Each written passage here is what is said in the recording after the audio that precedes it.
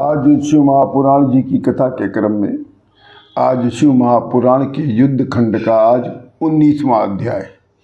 इस अध्याय का नाम है शिव जी के समीप पार्वती मुझे प्रदान करो कहकर जालंधर को अपना दूत भेजना।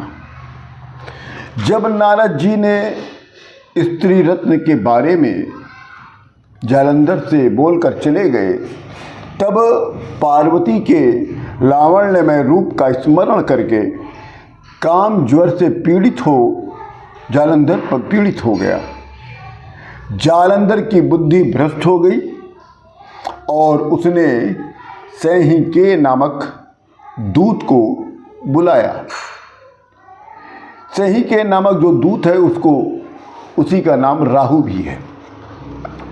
तो जब सैहिके नामक दूत आया तब जालंधर कहते हैं कि हे सिंह का पुत्र सैहिके अर्थात राहु, तुम इसी समय कैलाश पर्वत पर जाओ और वहाँ पर सर्वांग भस्म लगाए परम विरक्त तपस्वी शिव नाम का एक योगी रहता है।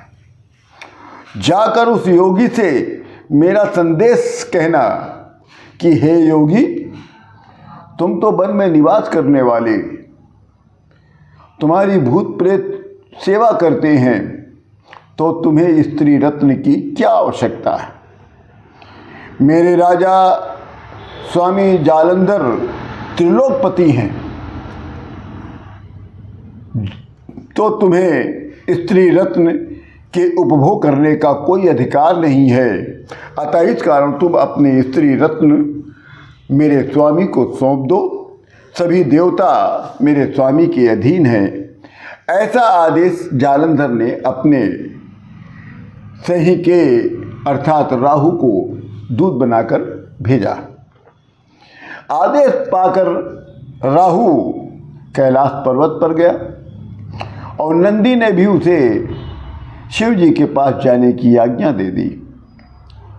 उसने देखा कैलाश पर्वत पर सर्वांग भस्म लगाए, गले में नागों की माला पहने हुए, मस्तक पर चंद्रमा को धारण किया हुआ, हाथ में त्रिशूल और डमरू बागंबर पहना हुआ एक योगी बैठा हुआ है।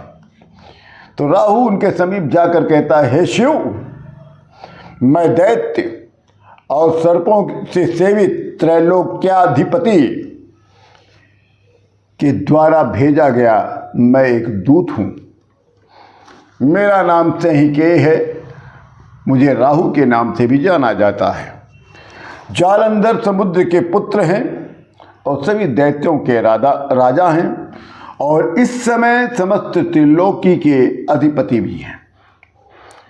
हे योगी, आपको जो संदेश मेरे राजा ने भेजा है उसे सुनिए। मेरे राजा ने कहा है कि हे वृषभ ध्वज, तुम योगी हो, शमशान में निवास करने वाले हो, अस्थियों की माला धारण करने वाले, दिगंबर हो, तो शमशान में निवास करने वाले हो, अस्थियों की माला धारण करने वाले, दिगंबर हो, तो हेमवती जैसी सुंदर स्त्री तुम अपने पास क्यों रखे हो। ये हेमवती सुंदर स्त्री रत्नभूत है और मैं अर्थात जालंधर समस्त रत्नों के अधिपति हैं। अतः वो स्त्री रत्न मेरे योग्य है। भिक्षावृत्ति जीने वाले योगी, तुम्हें इस स्त्री से क्या लेना देना, ये तुम्हारे योग्य नहीं है। मेरे राजा जालंधर तीनों लोकों के स्वामी हैं। इस समय तीनों लोक उनके बस में है, उनके अधिकार में है और वो समस्त यज्ञों के भोक्ता भी हैं। अतः तुम अपनी स्त्री रत्न मेरे राजा जालंधर को प्रदान कर दो। राहु अर्थात सैहिके शंकर भगवान के सामने वज्र के समान शब्द करता रहा तभी सेहिके के समक्ष एक महाभयंकर पुरुष प्रकट हो गया। उसका मुख सिंह के समान, उसकी जीभ लपलपा रही थी, नेत्रों से अग्नि की ज्वाला निकल रही थी, शरीर, भुजाएं, जंघाएं बड़ी विशाल।